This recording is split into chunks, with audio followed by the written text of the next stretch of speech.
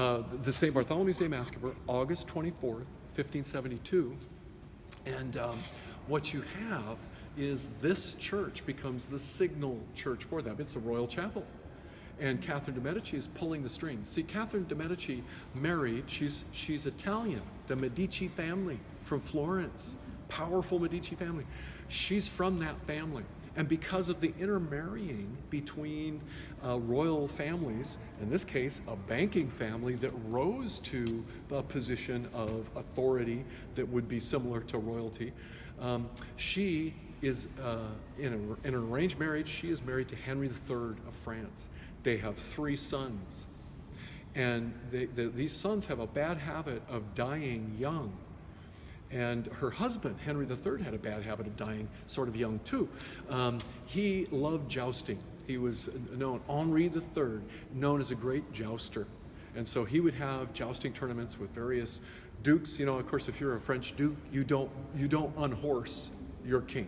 You know, so that's probably partly, it's like Nero with violin playing. You know, he won every time. You know, but Henry III, he was actually jousting with a Spanish count.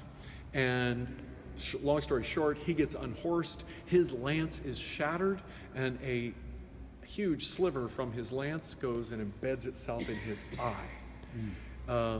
3 days of agony, he dies. Leaving his oldest son, his eldest was 16 at the time, Francis, now Francis II. Now, I know this gets really convoluted, but follow me because it's really relevant to the Reformation. They have an arranged marriage between another Catholic ally country, Scotland, right? Because Mary of Lorraine was married to James V of Scotland. And they had one child before James V very inconsiderately died. And that was a young girl, and they named her, so original, Mary again. There's all these Marys. She would go on to be, you want to guess it? Mary, Queen of Scots. She's living in France. Her mother's French. She's in the French court. She's in Amboise, in the Loire Valley. She's living the high life of French Renaissance, you know, wild party time. And she doesn't love this sickly 16-year-old who is now the king, but it's an arranged marriage, so she's married to the guy. Within 6 months, he dies. And Catherine de Medici then has another young son. So she's basically going to function as the queen regent for a number of years, which was a great frustration to many French people because they have an Italian functionally as their queen. She's the queen regent, the queen mother, and these boys that are coming along as kings. Meanwhile, Mary is going to be called back to Scotland as a new widow, 18-year-old. The story is that she cried all the way back to Scotland from France because she's going to go to frigid, cold Scotland. Some of you just did the reverse of that, you know, came to Paris. And lo and behold, when she gets to Scotland, who does she meet? John Knox. Yeah, John Knox. John Knox, who has spent 5 years in Geneva, and Frankfurt, and other Protestant safe places on the continent, helping with the Geneva Bible, all those 300,000 commentary notes on the margins and all that. And she is a charmer. She's very attractive. She's in the royal family. She likes to flirt, and she likes to think that she can control men with her flirtations. And then she has an audience with John Knox, and she learns that that doesn't always work. It did not work in the case of John Knox at all. This isn't a Scotland tour, so I'll leave that for another time. So you've heard some of that before. But anyway, it helps you to connect how interconnected these royal families were. Back to Catherine de Medici. She's in her office there at Chateau de Chenonceau. It's the magnificent bridge chateau across the Loire Valley.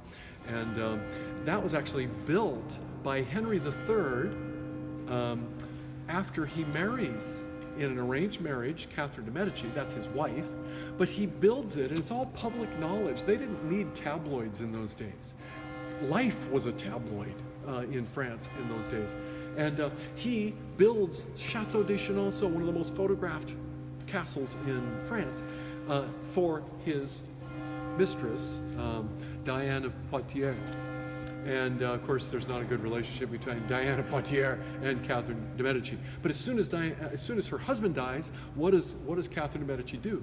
She drop kicks Diane of Poitiers out of Chateau Chenonceau and sets up her household there, for obvious reasons. She wants to assert her role over this mistress.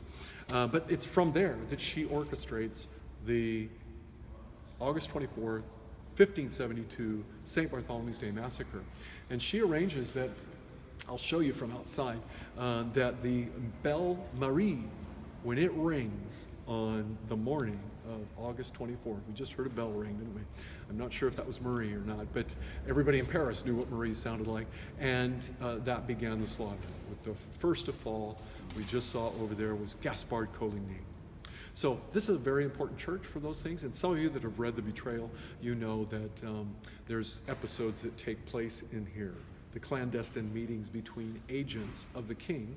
All of this is very real. You know, I write fiction, but you know, it's historical fiction. The king and the doctors of the Sorbonne, the Noël Betas, who said we must expel this hateful doctrine of grace from Paris, they were doing it by hook or by crook. They were commissioning ne'er-do-wells to infiltrate the Huguenot ranks and then come and betray those who were in those ranks. God's people, the church and kingdom of God.